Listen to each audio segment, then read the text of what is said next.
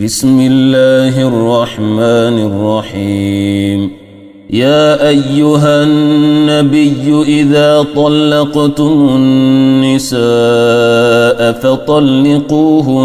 لعدتهن وأحصوا العدة واتقوا الله ربكم لا تخرجوهن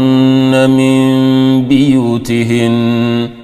ولا يخرجن إلا أن يأتين بفاحشة مبينة وتلك حدود الله ومن يتعد حدود الله فقد ظلم نفسه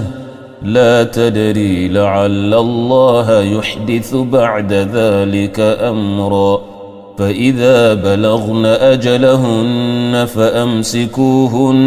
بمعروف أو فارقوهن بمعروف وأشهدوا ذوي عدل منكم وأقيموا الشهادة لله ذلكم يوعظ به من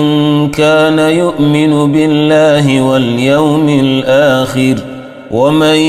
يتق الله يجعل له مخرجا ويرزقه من حيث لا يحتسب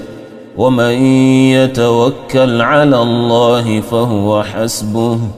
إن الله بالغ أمره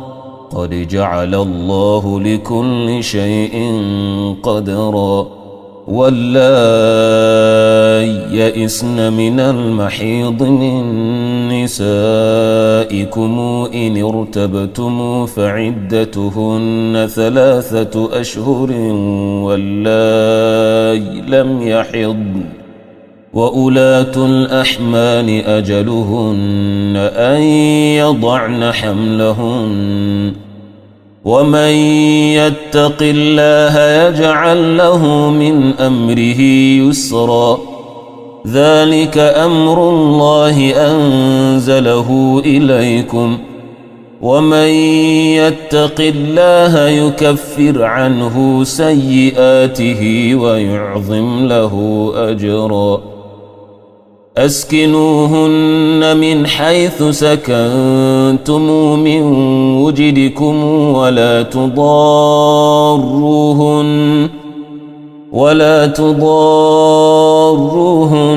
لتضيقوا عليهن وإن كن أولات حمل فأنفقوا عليهن حتى يضعن حملهن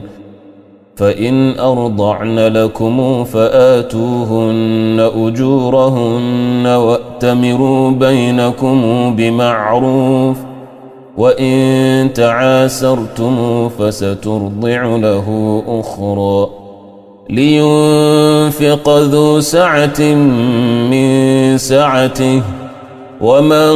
قدر عليه رزقه فلينفق مما آتاه الله لا يكلف الله نفسا إلا ما آتاها سيجعل الله بعد عسر يسرا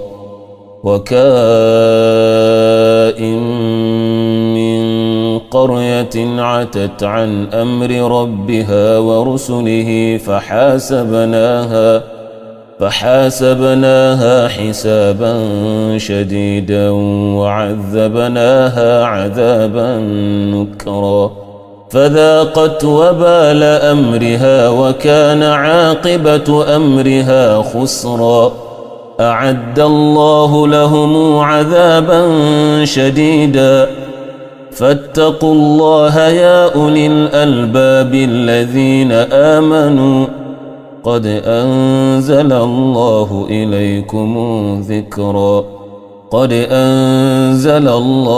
إليكم ذكرا رسولا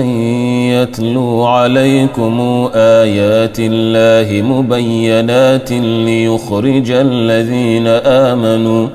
ليخرج الذين آمنوا وعملوا الصالحات من الظلمات إلى النور ومن يؤمن بالله ويعمل صالحا يدخله جنات تجري من تحتها الأنهار خالدين فيها أبدا قد أحسن الله له رزقا الله الذي خلق 7 سماوات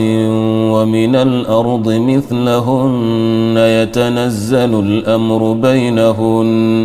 يتنزل الأمر بينهن لتعلموا أن الله على كل شيء